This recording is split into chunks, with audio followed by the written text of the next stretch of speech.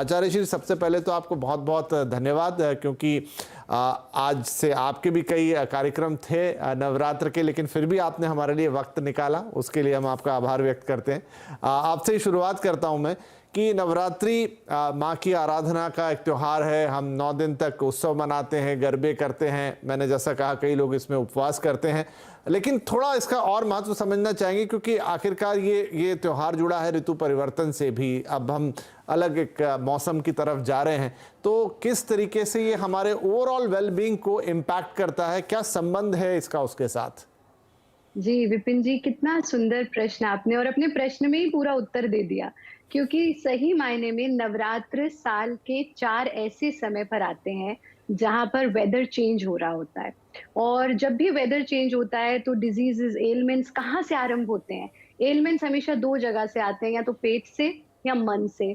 तो यानी हम उपवास करें, यानी देवी के उप में वास करें। उपवास यानी किसी के नजदीक वास करना, यानी देवी की आराधना करें, उसका चिंतन करें, मनन करें, और भोजन पर नियंत्रण रखें, विचारों पर नियंत्रण रखें, मन पर पूरा नियंत्रण हो, तन पर पूरा नियंत्रण हो, तो हम एलिमेंट से, डिजीजेस से बाहर आ जाते हैं। और कितना वैज्ञानिक है ये पूरा का पूरा प्रकरण। आप ये देखिए कि क्या खाना है, कंद, मूल और फल, यानी कि वो चीजें जो जमीन के अंदर उग रही हैं, वो तो हो गए मूल, रूट्स।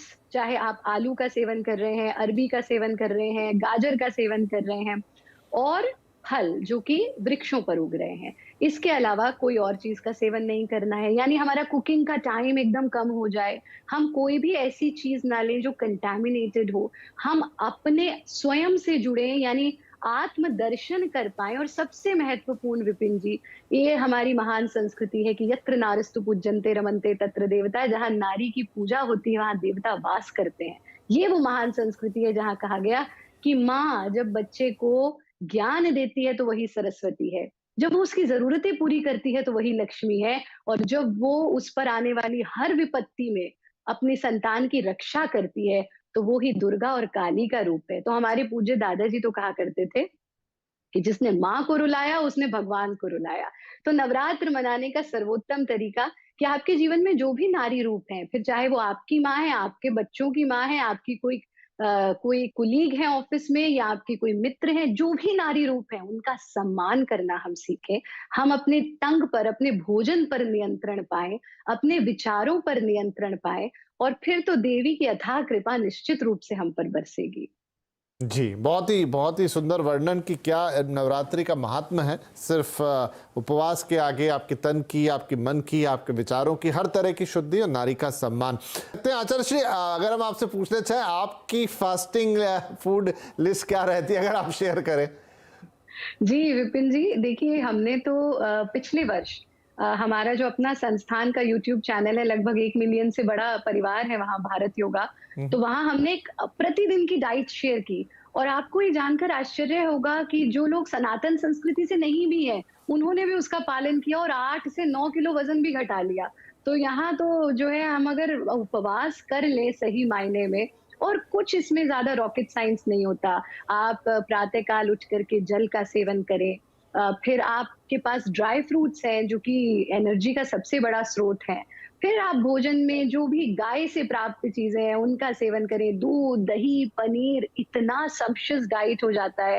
यानी अनाज ना भी ले तो भी कोई फर्क नहीं पड़ता। लेकिन जैसा कि अभी हमारे पैनलिस्ट ने बताया कि कितने सारे और ऑप्शंस भी हो सकते हैं।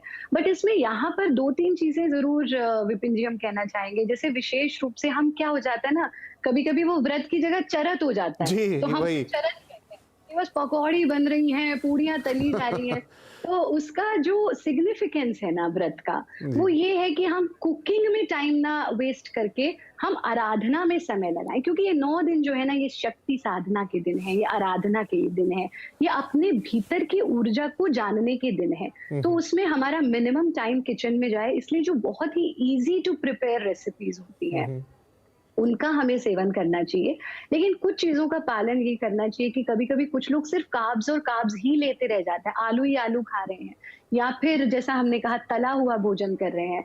तो तला हुआ भोजन राजसिक भोजन की जो कैटेगरी है उसमें आता है। तो कोशिश करें सात्विक आहार, कम से कम 9 दिन हम सात्विक आहार लें और आप देखेंगे कि जल की मात्रा को अपने थोड़ा संतुलित रखिए। थोड़ा सनलाइट ज़रूर लीजिए और कंद, मूल और फल इनका सेवन कीजिए। आप 9 दिन में सिर्फ वज़न ही नहीं घटाएँगे, आप इतना डिटॉक्सिफ़ाई आपकी बॉडी हो जाएगी कि आपका चेहरा दमकने लगेगा। आपकी ओवरऑल पर्सनैलिटी में चेंजेज़ आएँगे और जितना सात्विक आहार हम लेंगे, हमारे मन और मन से जुड़े हुए रोग, वो भी दूर होते चले जाएँगे। अब जैसे एक छोटा-सा उदाहरण हम आपको दें कि जो हमारे डिप्रेशन के पेशेंट्स होते हैं, उनको सबसे पहले लहसुन का प्रयोग बंद करवा दिया जाता है आयुर्वेद में। क्यों? क्योंकि वो हमारे अवसाद की प्रवृत्ति को और बढ़ाता है। तो ये 9 दिन की जो अवधि है, इसमें हमें सात्विक आहार लेना चाहिए, पानी खूब पीजिए, जी। प्रोटीन अपने डाइट में ज़रूर लें, जैसे पनीर हो गया, दूध से बनी हुई चीज़ें हो गई और सनलाइट में थोड़ी देर ज़रूर बैठें। बिल्कुल, बहुत अच्छी बातें हैं आहार से जुड़ी हुई और किसको क्या अवॉइड करना है और क्या आप उसमें ज़रूर लें। इन सारी तन की शक्ति के बाद थोड़ी मन की भी बात की जाए तो आचार्य श्री, क्योंकि हमने देखा कि पिछले 2 साल तो हम सब जानते हैं या 2 ढाई साल का जो वक्त गया और कोरोना के दौरान लोगों को काफ़ी मानसिक तनाव भी हुआ और यूं भी आज की रोज़मर्रा की ज़िंदगी में भी वो तनाव काफ़ी बढ़ रहा है और नवरात्र में जितना महत्व उपवास का है उतना ही मन की शुद्धि का, ध्यान का, इनका भी महत्व है। उसमें हम लोग क्या कर सकते हैं ताकि तन के साथ मन भी उतना शक्तिशाली बने? बिल्कुल, विपिन जी। देखिए, उपवास और व्रत 2 अलग चीज़ें हैं। उपवास हुआ किसी के उप में वास करना। जिसके लिए भी हम उपवास करते हैं, हम सब तन-मन की सुध-बुध छोड़ कर के सिर्फ़ उसी का स्मरण, चिंतन, मनन करते रहें, वो उपवास है। व्रत यानी कोई भी एक संकल्प लेना। चाहे आपने संकल्प ले लिया जैसे और देश है ना मॉरिशस में जो हिंदूज़ हैं, वो ये सब नहीं तो वो क्या करते हैं कि हम 9 दिन नॉन-वेज ही नहीं खाएँगे, तो ये उनका व्रत हो गया। तो सबका अलग-अलग बुद्धि के अनुसार व्रत चलता है। लेकिन इन सब में एक चीज़ जो कॉमन हो रही है वो है मन की शक्ति, कि हम अपने मन को संयमित कर रहे हैं। भोजन भी जब सामने आता है तो हमें लगता है ज़बान की गलती है कि हमने कुछ खा लिया, ज़बान की गलती नहीं होती, मन की ही गलती होती है कि मन कर रहा है कुछ खाने का, है ना? तो मन को संयमित रखने का भी एक बहुत सुगम तरीका होता है भोजन पर नियंत्रण। दूसरी चीज़, कुछ नहीं कर सकते तो दिन में प्रातः काल यज्ञ अवश्य करें। कोई मंत्र नहीं आता तो गायत्री की आहुति दे करके आप यज्ञ करें या फिर अखंड ज्योत जलाएं और सुबह शाम कम से कम इस 9 दिन की अवधि में पूरे परिवार को साथ बैठ करके थोड़ा समय ध्यान, पूजा, अर्चना, कीर्तन, संकीर्तन अवश्य करना चाहिए।